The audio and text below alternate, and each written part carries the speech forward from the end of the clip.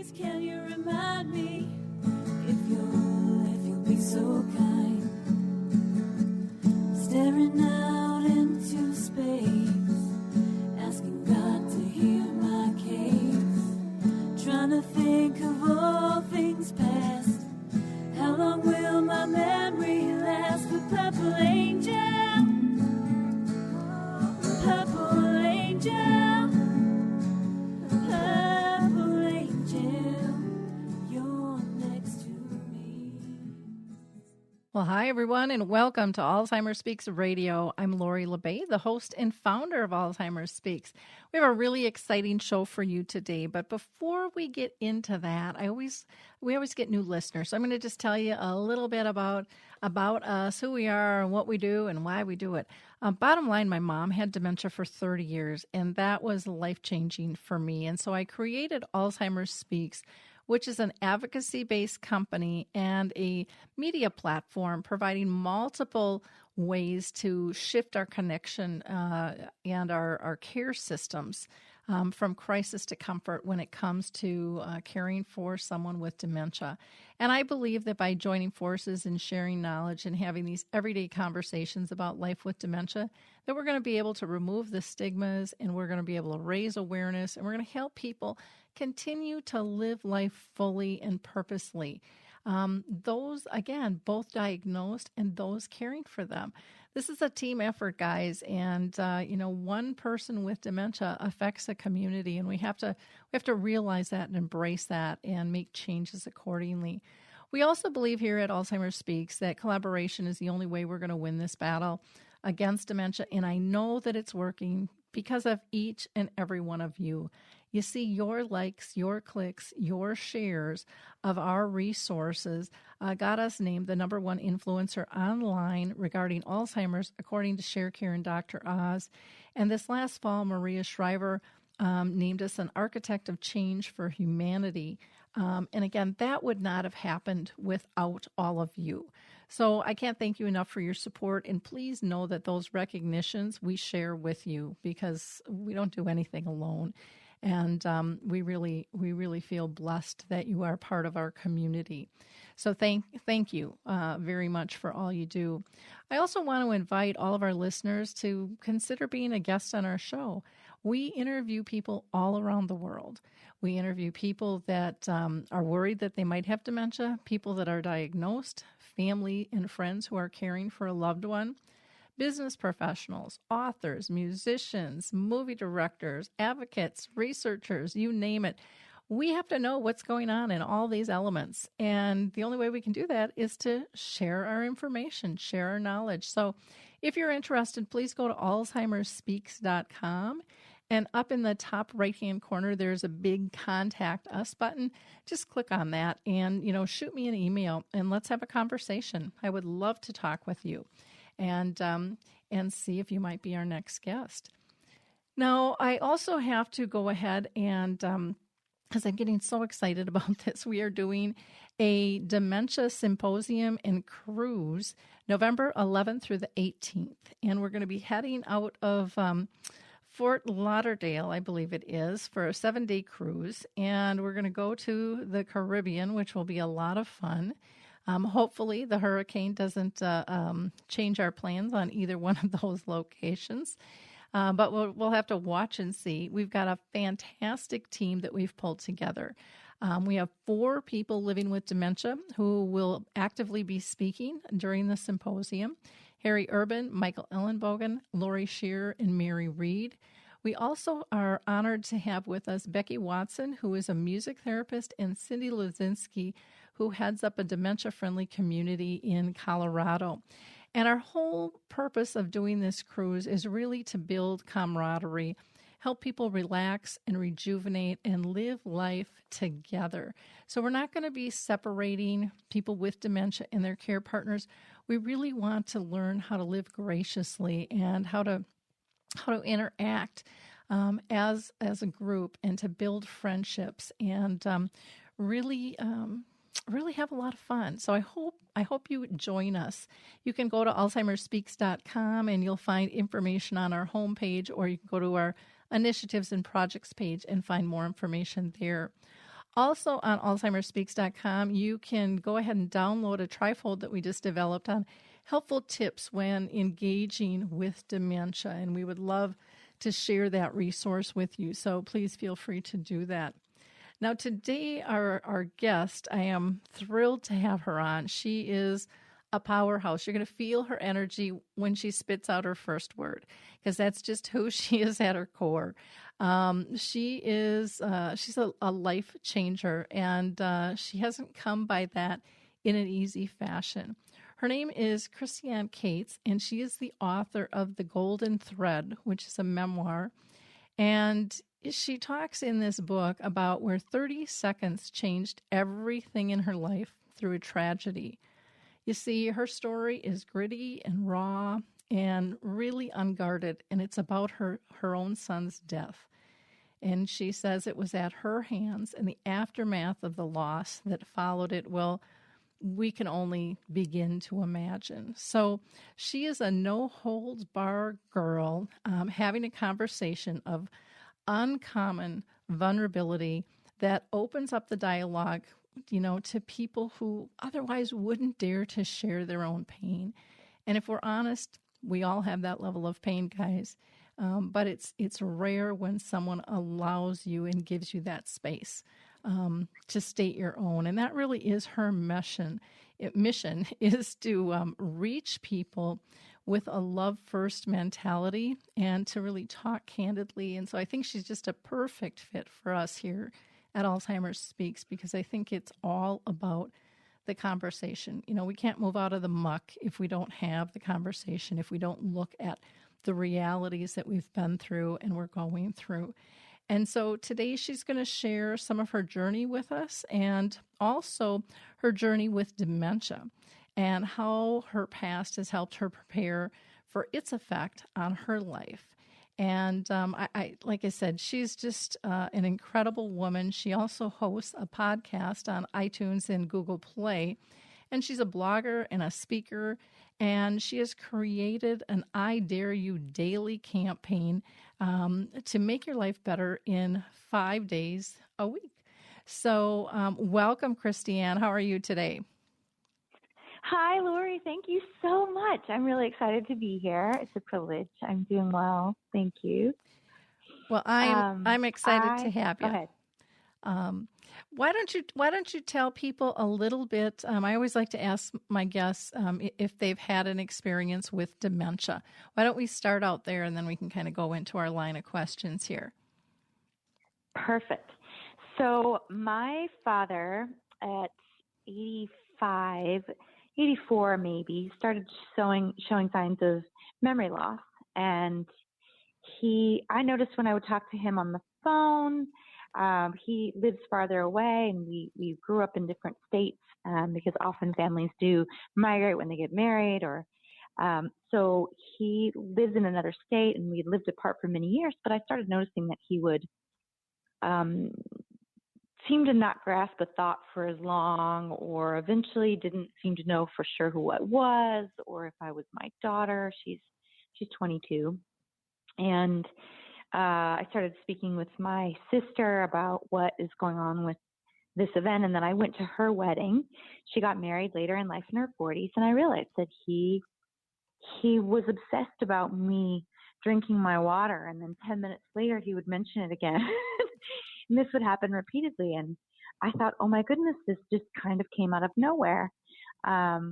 And so he was actually diagnosed recently. They really thought that it was Alzheimer's, and it is Lewy body dementia, which for anybody who maybe knows more than I do about this, because I'm on the learning curve, is the combination of Alzheimer's symptoms and Parkinson's symptoms. And so I've seen him. I don't know why it took quite so long. The initial diagnosis was that it was Alzheimer's suspected. So we had a particular specialist in the nation who could define that for my father.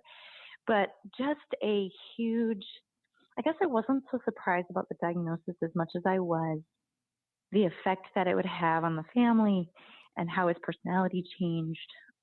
And so that is what we're sort of going through in the last 3 years. And that's a lot. And so I applaud you. Yeah.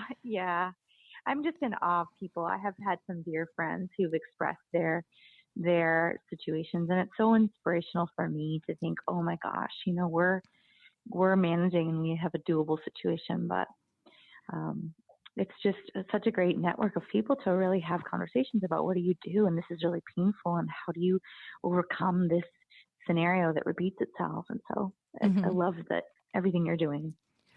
Well, and it's one of those things when people feel so lost, they feel compelled to share, and to be able to make the journey easier for the next guy, which I'm sure is something that you felt through your son's death, and has just, I can't even imagine the types of life lessons that you learned through that experience that are probably helping you through this journey with dementia even. Yeah, that's true. I think, look, in that case, it's an instantaneous event, and you sort of have to, it was a car accident on a rural road. I had an eyelash in my eye. I put down the visor, and the next thing I knew, I was in the back of a dump truck, gravel truck, actually. And so he actually died of seatbelt injuries, and my daughter had just taken hers off, and she lived. But I think what it really does teach you is community is huge, and friendships are so vital. And I took my faith far more seriously, because I just decided I don't really know how to jump off this cliff, or what could be made better from this. And so I think that's the factor. But leaning on people, networking, talking through your pain, correlating ideas, and this is transferable to what I'm going through now with the Alzheimer's piece. One of the greatest pieces of advice I got was to plan, especially like early on when it's just so overwhelming. And I know that it's difficult if you're caregivers, but to plan something fun for one night, if it's a hotel stay, if you have something that you look forward to, that it's so vital to have, I don't know, sacred peace, sacred ground, some piece of your heart that gets excited about something, because the season can be difficult and dark and bounce up and down. And so some of the greatest advice I got was that. And so we would plan, eventually it was a quarterly thing. But every month at first, there was one night where you planned a fun event and you specifically were looking forward to it. That really helped. I think, every resource you can get your hands on, obviously. And I guess, that idea too, that I don't know if this is the best statement, but your message comes from your mess, your purpose comes from your pain, I feel like your character is so relevant, and I wouldn't trade it in some weird way. I feel like you're right. It's very applicable to the shifts in life, and what are you going to do? I mean, you could sit under that bridge and decide to never come out, but what would that serve, and is that really the life you want? So that speaks to the condition of Alzheimer's as well. And I feel like that network is still as vital. That faith is still as vital. That laughter piece is so relevant. The planning of a fun thing. I think the other thing that really matters to me too, that I love, if I have a lonely day or an hour or a moment where life is just so discouraging, I had a candle representative of my son. And you can have a candle representative of your loved one with Alzheimer's, and on the holidays, you just light it. And when you're in the mood to talk about it, it's remembering something beautiful and remembering the love that's still there, and embracing some sort of peace in that candle about not feeling so lonely or left or vulnerable. I don't know if that helps. Maybe you pick it in the favorite color of somebody that has Alzheimer's, and you light that on holidays. You light that on Saturday night. You light that when you're most frustrated. Mm-hmm. Yep. When you're really angry, it's a great touch point of I'm doing this to acknowledge what I can't change, and I found that to be amazing. So for what that's worth. Well, I like that, the whole candle piece. I think, well, I just think candles are so comforting, and for me, really spiritual anyways. And so I think that's, it's nice to have some type of representation where you just, feel connected. And just that lighting of the flame, I would think would be just a really graceful way to feel connected. And there's just such beauty in a candle. that flame as it flickers, So that's a very, very neat thing. I think with dementia and, the loss of your son, I'm sure that there is grief and guilt connected with both of them. Because most caregivers and care partners, they grieve the loss, even though someone may still be living. They're not the same person. And then the guilt of not doing the right thing, or how we beat ourselves up, and the inner critic kind of like takes over and clobbers us with the bat and things. Yes. And I would think that, have you seen that similarity or felt that similarity? Yes. Thank you for bringing that up. That's so true. I think, you sort of have a meeting with yourself, and you acknowledge all the ways you're going to fail, I think.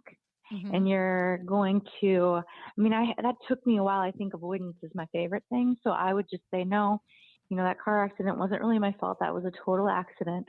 And that is true. But then you had moments where you're like, but you're responsible for the broken lives, my daughter and my ex-husband, how they fell apart. I wanted to fix it for them. I wanted to fix it for them so badly. I know we want to fix our loved one with dementia too. And you want to protect them, and you want to take care of them, and you want to get through to them how relevant the legal paperwork is, and, how important they are to you before they don't remember who you are, and how important it is for them to help you, and they can't grasp that. So, yes, the guilt piece is massive. There is a sort of a line that I think I just decided. In my heart of hearts, I did everything and would have done everything to fix this, to do differently, to have given the gift to both my son and my father any way that I know how, to have said I love you enough times, to have not been angry that time that I was angry. But really, like, life is about that. Everyone will have some. And somebody said to me once, and I've repeated 1,000 times to other people and to myself, take the 50,000-pound bag off your shoulders. You are not capable of carrying the world, and you can't fix everything. And you can walk around with that, but it won't change anything. And your guilt won't change anything. And your shame won't change anything. The only thing you can do is find that kind of forgiveness for yourself. And I often relate that in many ways, because even if you don't have someone with dementia, or you don't have a son that died at your own hands, for example, if I, driving the vehicle in that day, I think life is short, and you can waste years lashing yourself on the back and having guilt over things that you can't change, other decisions we make. And I think that's, I don't know whether you're atheist, Jewish, Buddhist, Christian, Muslim, finding a space for forgiveness for yourself, and knowing that you're loved, and knowing that you were created imperfectly is such a beautiful, we promise that we're going to learn something from this life. And I think that guilt serves no one. And at some point, it's holding you back. I heard somebody say once, you are wasting time sitting in your guilt and shame, when life could be lived with a freedom and a purpose that you're getting sidetracked on because of this. And I think there's some truth to that. I mean, don't get me wrong. There's a season sometimes where you might have to sit on your floor and talk to yourself about how you're going to forgive yourself for something. But what the idea is, not more than 3 days, sit and deal with something and then move forward from that. So I don't know if that speaks to anybody else, but that's sort of how I process it. Oh, I think it speaks to an awful lot of people. I know it resonates with me. And in grief, I mean, you have to feel it. You have to, like you said, sit on the floor and cry and do whatever you need to do, because I'm a firm believer that you can't move through something if you don't acknowledge it. If you go around, it's just going to follow you, and so for me, in my process with my mom on her 30-year journey, I would ask myself, what's the lesson? What's the lesson? This can't all just be for naught. What is the lesson? And there was always, if I would just shut up and be quiet, there was always something that came to me that went, oh, that's my lesson. That's my purpose. That's the wisdom of this. It's not all for nothing. There's a mission here. We all have a mission and a vision, and sometimes we get sidetracked, and it's not always a pleasant, journey. But you know what? It wasn't before you lost your son. It wasn't before dementia hit your family. Life goes up and down. It's not perfect. Mm-hmm. And so why we sure. think it's supposed to be after a tragedy, is really quite silly. And yet we hold on to it even harder, I think, and fiercer when we're going through that, because we're so scared of what's on the other side. And yes, or forgetting who they were, or somehow losing that sense of closeness. And so if you stay in that space in some vital capacity, or you avoid it altogether, which is a really disastrous concept, whether it's alcohol or whatever your choice of poison avoidance is, it's never, ever the way to go. But can I add something in here? I've been thinking so much about the idea that what it's brought back to for me that surprises me, and my sister and I were talking about this, is that it brings up old things that you didn't understand maybe about your parent or the person who has Alzheimer's. Maybe like, for example, when I was growing up, I went to a Christian college and I got super emotional when I turned 21 and I said, Dad, this is what's right about us and this is what's wrong about us. Now, why I chose to say that, but I think that's sort of the ode to turning 21. Maybe, I don't know, because I've seen it with my daughter too. You assess your life and you have your thoughts about your parents and you generally tell them at that point. And I said, I love you for this and I don't understand this. And he was not a talker. He was of that generation. He's super caring and kind and very generous, but I was frustrated by certain conversations that we never had. And he said, well, I'm doing my very best to be the best dad I know how. I don't know how to be any better. Oh, I remember thinking, you can't ask him for more than that. Yeah. And that the guilt of wanting more from a person who gave you all they had, for heaven's sake. And so she and I were discussing the oddities of maybe our unique family dynamics and the quirkiness of them. And she was saying that he was recently saying to her, you're really getting fat. Why are you getting fat? And she just kept getting angrier, like, well, you're rude. And, what we were coming to understand, what you probably know so well, and so many of your listeners do, is that there's this childlike side of him now that thinks that she's pregnant potentially. And so her response became, no, I'm not pregnant, Dad. If that's what you're trying to ask me in some sly, 1950s kind of a way, no, I'm not pregnant. And, he in his more childlike way was thinking about things that made sense to him without coming out and saying, are you? Which he could have been, but I think he was sidetracking it in this sort of innocent, younger, previous generation politeness. That wasn't who we knew him to be, but it eventually came out that was his question in the sideways way. So he just kept saying, why does he keep saying that to me? And how am I going to keep answering that? And that is so rude. So, she can laugh about it now, but initially she was just infuriated and disgusted and hurt.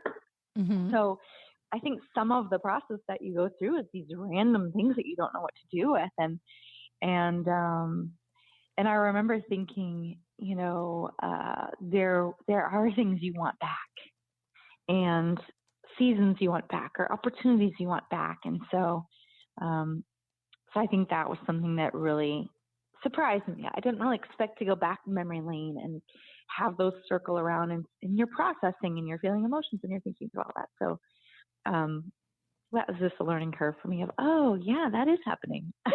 Yep.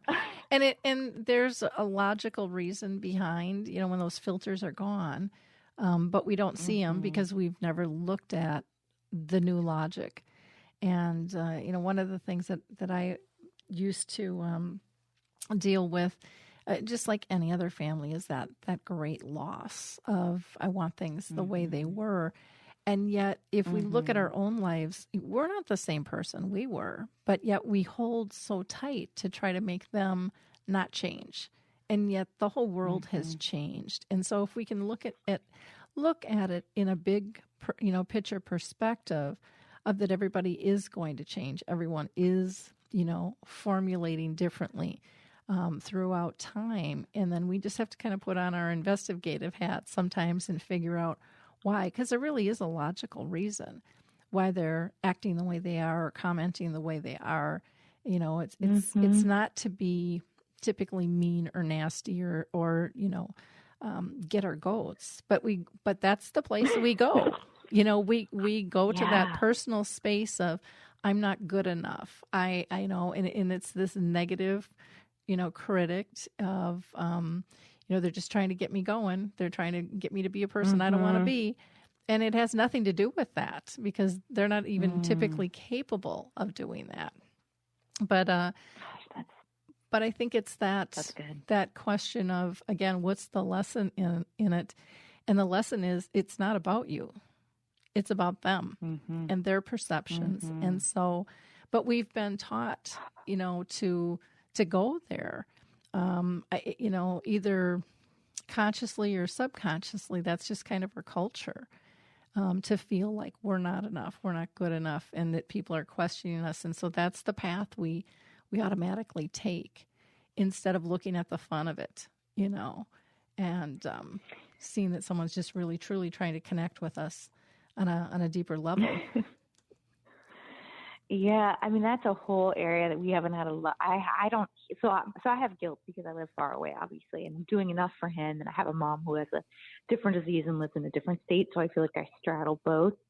But I find that guilt comes back around when you get frustrated with them because now you're the bad one in your own mind because not only did you not understand why they're doing this and you should accommodate them and you should be bigger than them because they have this disease, but now the guilt is, why am I angry? I shouldn't be angry. I should be able to handle this. I should be better at this. I should be able to manage all of this and be closer. And even when you're closer, because I live near my mom, we were not connecting on the TV shows to watch. We were not connecting on our time schedules. I'm up at 5:30. She's up at 4 p.m. So I think there's that too, that you find yourself cycling around sometimes the struggle of what is happening in front of you and feeling guilty for your frustration. And then they kind of go around like a wheel unless you can really get healthy enough to separate those out, like you're saying, and understand the behavior and celebrate, I think, without it being about you. You're so right. Mm-hmm. Yeah. So right. Yeah, it's an interesting process there. How has dementia changed you? And are there any correlations between, your loss with your dad and dementia and the loss of your son? So I would say, wow, that's a great question.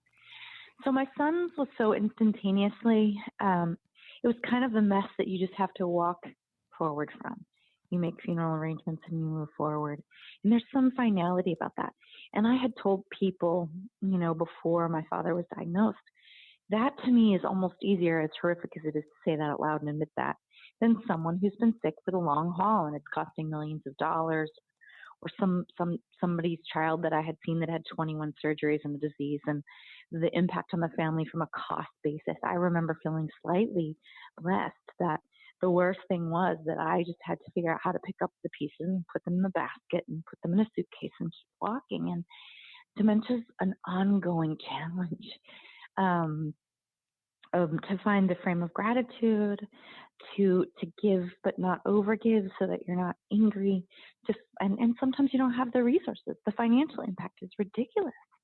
I mean, I've only gotten to this a little bit, but realizing that it's $6,000 or $8,000 a month, and in the latter stages, or even in the earlier ones, and having people have breaks, and who's going to be able to do this and who isn't going to be able to do this, and even as a family, can we come up with that fund to help? And do you feel like you just put him in a closet because you need a break? And so I think yes, I think that obviously they're both losses. I think the most difficult piece is it's almost harder, and gosh, I hate to even say that, but it's almost harder with dementia because You are living with a changing dynamic that does not have a box that you put it in.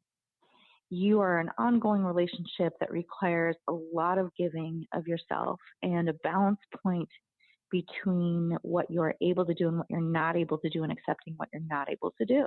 Mm-hmm. And the finality of that still looms, but you watch it. And I think the financial impact is a huge difference. So I think it's harder in a lot of ways watching dementia.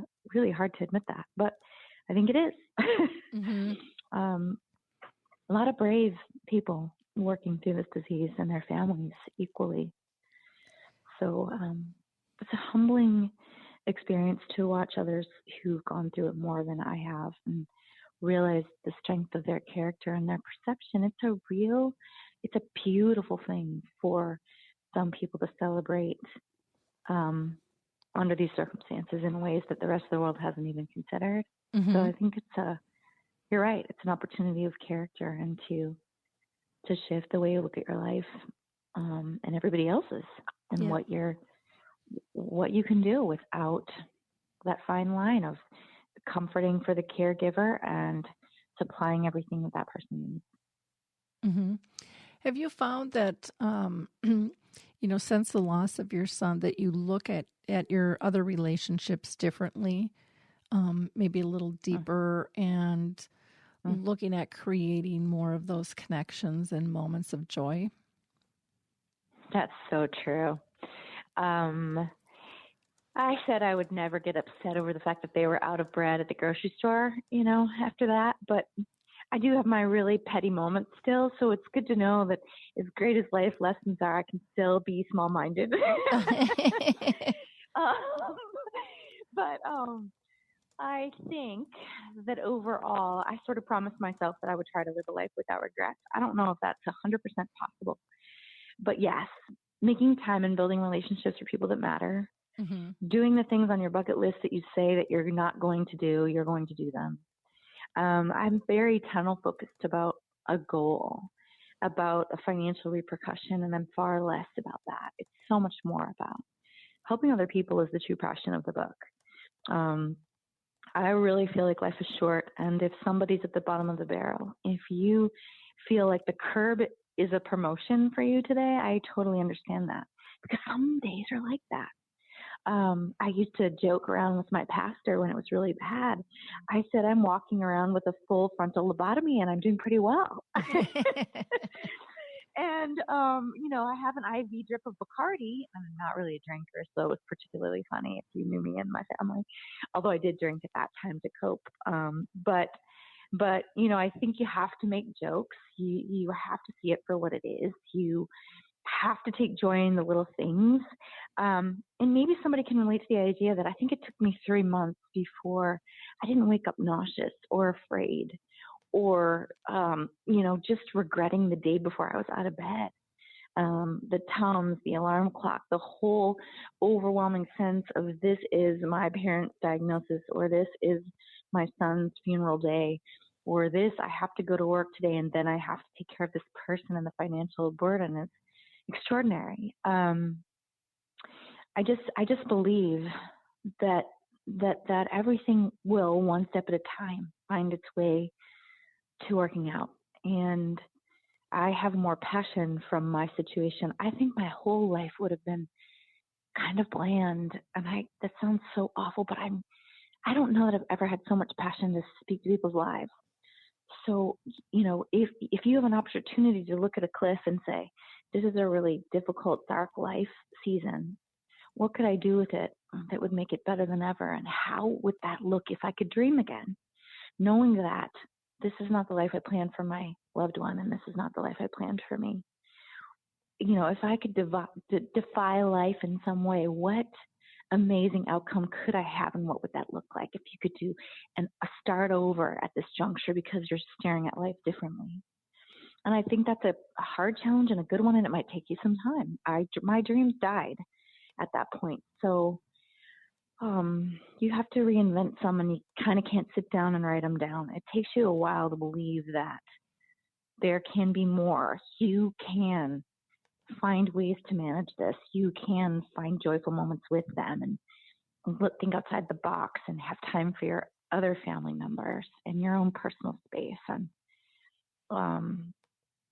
keep creating moments and thoughts and moving forward, because sometimes that's all you need to do is get up and keep stepping. And I fill my day, and probably you can all relate to this, with positive affirmations. Joel Osteen's declarations, I printed them off, and some mornings I would have to read all 25 of them, or however many there are, 31. I'd have to read them all before I left for work, just to be like, yes, I can do this. If it's Brene Brown that really lights you up, whoever your person is, Tony Robbins, who's your person that speaks life to you, keep doing that, because it is a one step at a time. And exercise, right? What would I do without a 6 a.m. exercise program? And some people are saying, I can't possibly fit that in. I know my cousin goes at 4 a.m. because her kids are sleeping, and she's able to do that then. And that's the only time she can do it. But whatever that thing is that really helps you keep your brain pattern in a functional, potentially positive space, I think that's all the nuts and bolts of what you have to do. And eating better, sleeping in one day a week past what you think you should, I think is helpful too. Yeah.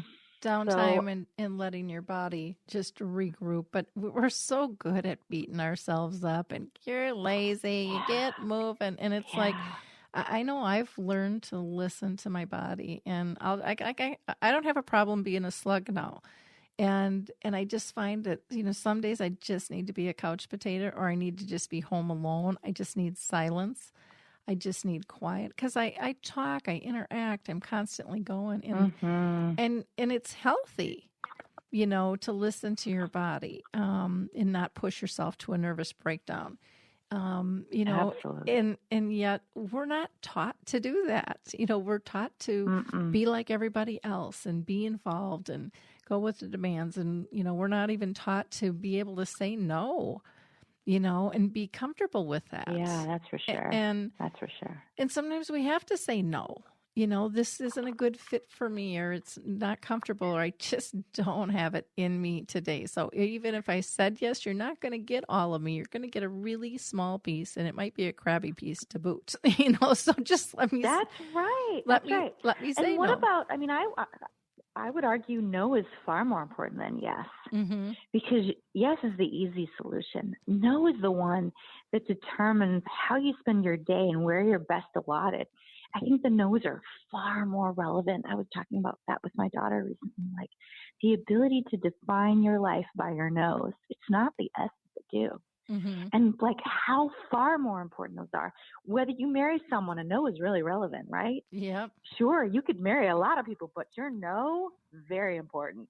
And it stands here too. It stands in your career choice, your faith choice, your friendship seasons, every area, but especially here when you have the right to say no, and let that define you. Maybe you go through a season of a lot of no's, because I did do that too.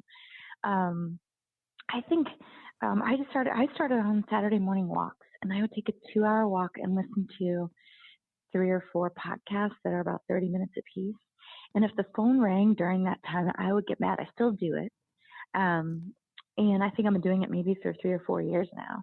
But for somebody, maybe that's your thing. My walk becomes the sacred ground of, do not bother me. I'm in my own space. I'm motivating myself. I'm free from anything else I need to do.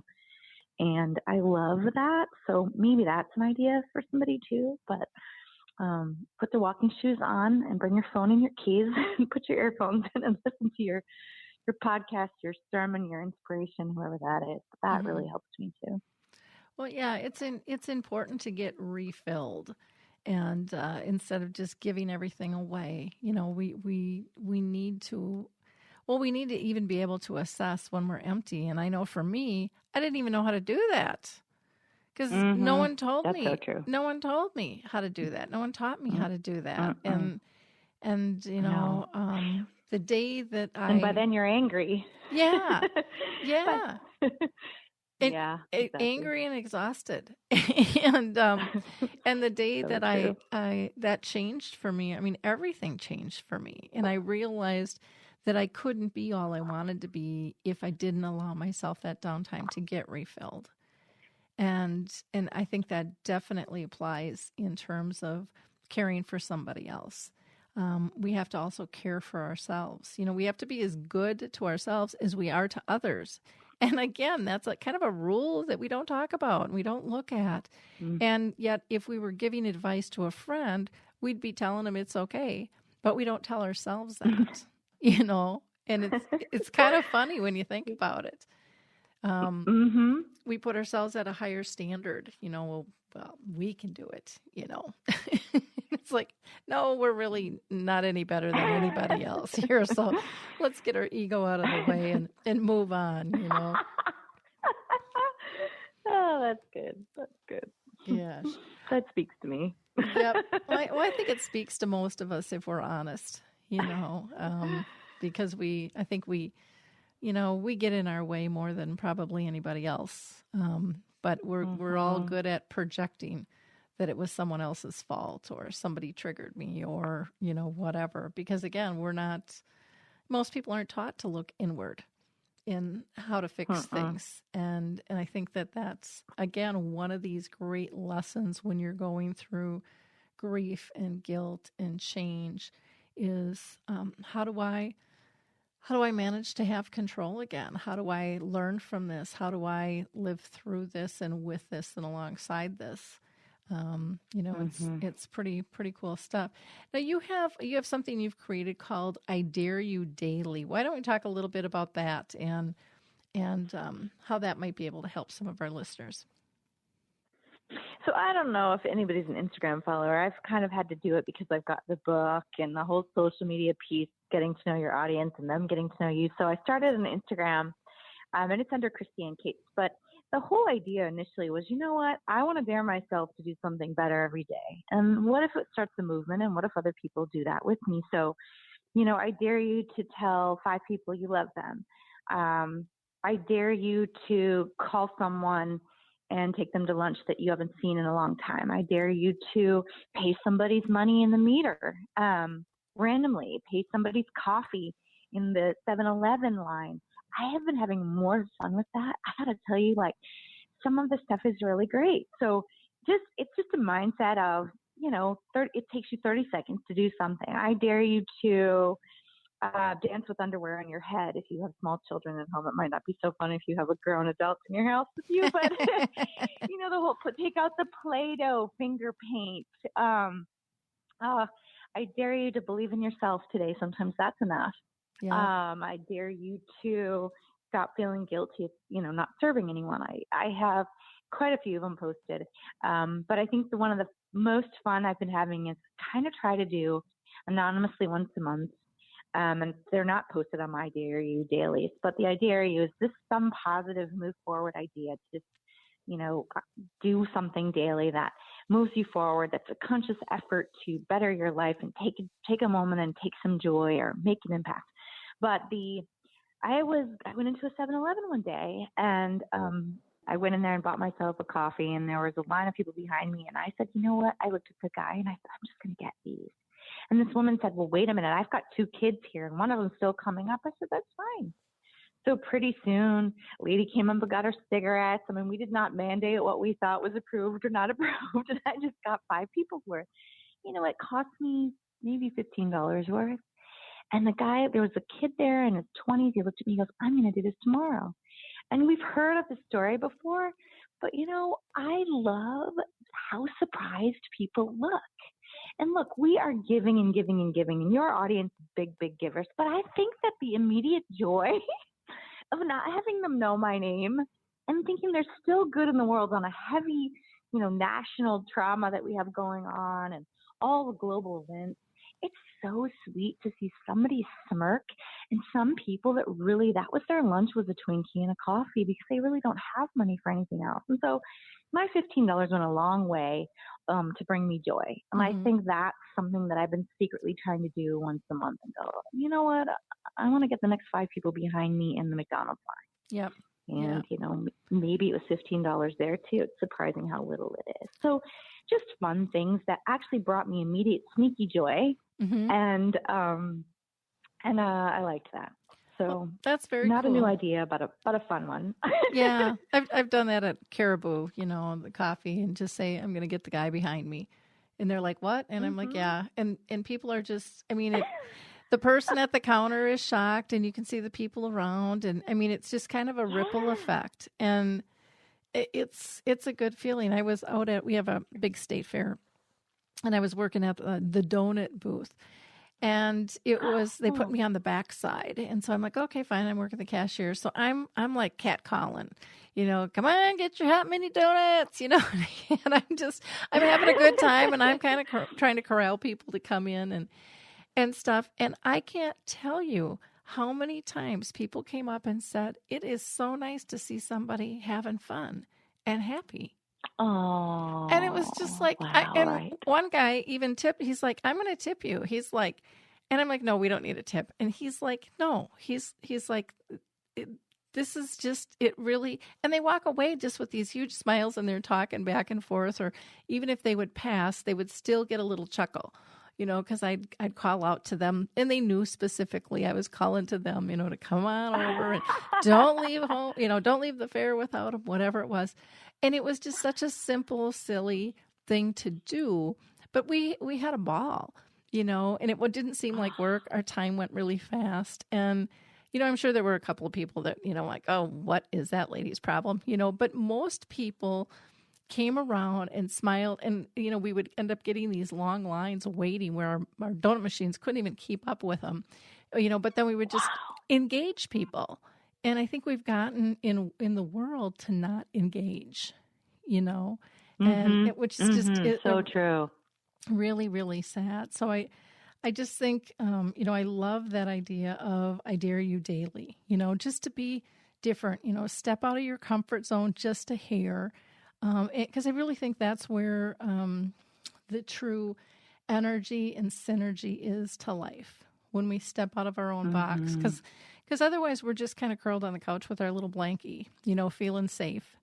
and that's a nice place to be, but it's not necessarily the best place to live if you really want to live a full life, because you're alone. That's so true. And there's always something to learn from others, and that synergy, that energy is powerful stuff, and that's how we change the world. That's how we change cultures. That's how we make movements. It's not one person, it's engaging and getting people excited and letting that passion out and simplifying it so it's not so complicated, and making it fun, Yes. And who the heck doesn't want to have fun in life, And again, you can't. Yeah, I think the opportunity to change people's lives is like the coolest. I mean, of all the great things you can accomplish in the world, this is just the way I feel about it. I didn't always see this. I thought this was a little Pollyanna, but I look at life so differently the longer that I live. Like the opportunity to have a light bulb come on for somebody in these conversations, or a one-on-one friendship who's just at the bottom and you gave her 5 minutes of hope. It's 15 minutes at a time that you make it through life. And changing a life, to me, changing a life is about the coolest thing there is, because nothing else is going to really last. And oh, poor me, I didn't make enough money this week, or which is relevant. Don't get me wrong, that's all relevant and painful. I think that there's so much more about changing lives that makes you feel like you have a significant impact on people directly, small or big, whatever that is. People you don't know. It's so great. Yeah. Well, it is, and it's. I think it's something that we haven't taught, and we're seeing the effects of that. The power of one, and that we really aren't one. We are one of many, and we all affect others in our nonverbals. If we speak it, if we walk it, if we talk it. I mean, there's so many different ways to affect other people, and yet we all think we live in this little bubble, and we don't. We live in community, and we have to learn to respect that, and appreciate that, and know that we don't have to do everything alone, that others are there No. for us, and to remember the gift of giving. We all know how good it feels to help somebody else out. Well, we have to be able to open our hearts to receive that as well. And it really isn't a two-sided thing. Again, I don't think we're taught to receive as much as we are taught. That's what I was thinking. Taught to give. Mm-hmm. And yet there's... And for your caregivers, I'm talking about giving, but I kind of think you don't get an immediate response from I think that's what I was trying to say if that didn't come across. You don't always get that immediate response from the person you're giving the care to. And when it's they don't even remember maybe that you've been there. Mm-hmm. I flew into town we had a family meeting. We were crying, trying to get him to understand we needed him to take action on the legal paperwork. And, I said, Dad, you're going to forget that I was here 10 minutes from now or as soon as I leave, and you're going to forget that we worked up to you signing this document in 15 minutes. So please just sign it right now. Mm-hmm. But I think the flip side of that is that,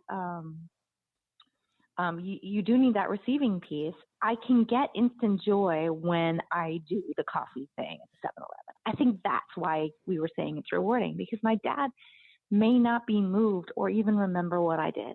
And that can feel very empty, even though you're doing good, even though you're supplying everything that you can for them and working as a team to do that and dividing up your time and doing all the things you need to do in your given day. But I think there is an instant reward for some places. It's, what do they say? If you're a golfer, have a measurable job.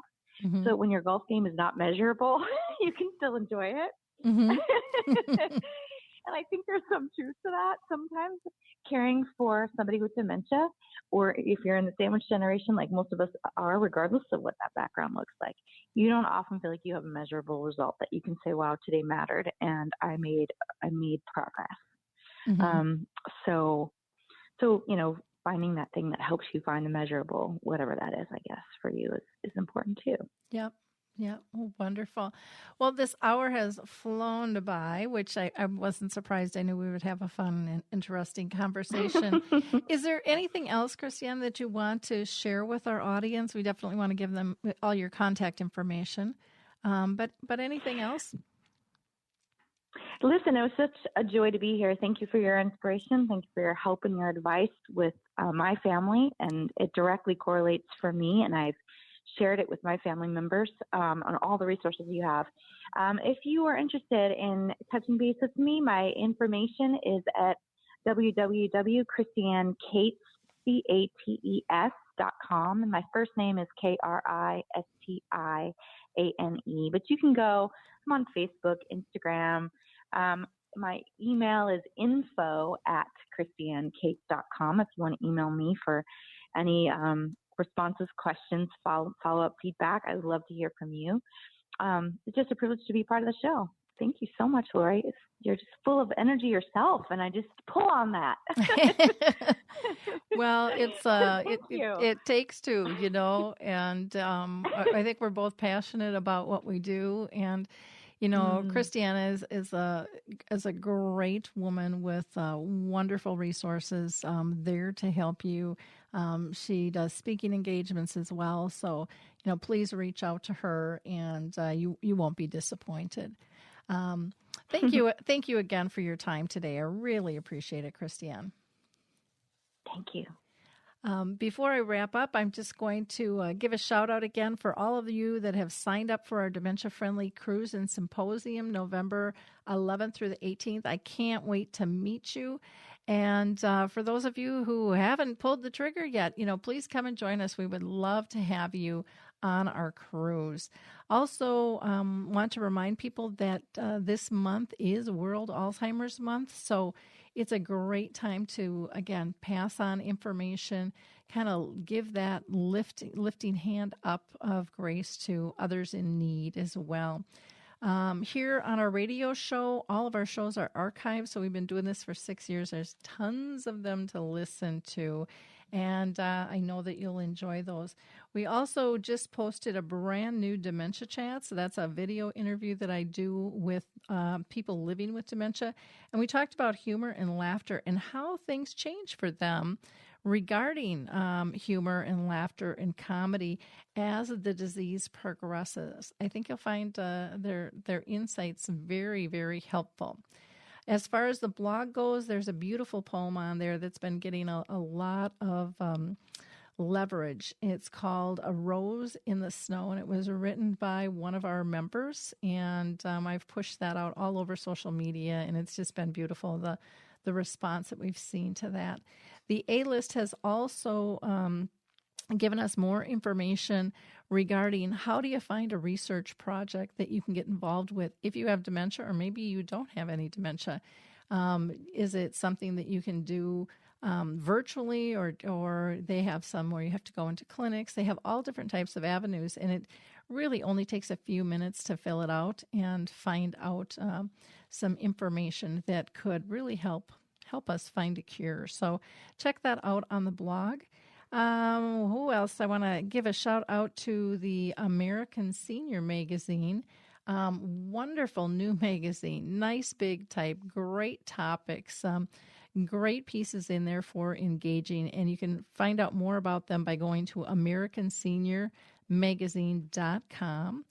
I also want to give a shout out to my friends at the Alzheimer's Research and Prevention Foundation, who are located out in Arizona, who really take a holistic approach to dementia. You'll find a lot of great information about exercise and diet and meditation. So please go check them out, as well as our friends at the Call Alert Center. They have a segment specifically for caregivers. So you can register someone who has dementia and be prepared in case they would wander. It's very inexpensive, but can really help you out if that would occur. And then, of course, Dave at Calendar Cards provides a Memory Cafe directory. There's over 330 of them now in the U.S., which is very exciting. So, again, I wish you a wonderful week. Hope you enjoyed your Labor Day. And remember the 3 simple things that can help you interact and feel a little bit more balanced and person-centered. It's a tool I developed called Your Memory Chip, and it teaches us to ask 3 simple things before every engagement. Are they safe? Are they happy? Are they pain-free? Have a blessed week, everyone. Bye now. It's time to rethink, renew, and reimagine retirement. Hey everybody, Jared Sebesti here, host of Retire Repurposed. Now, this podcast is about the non-financial parts of retirement, which many times can be even more challenging than the financial.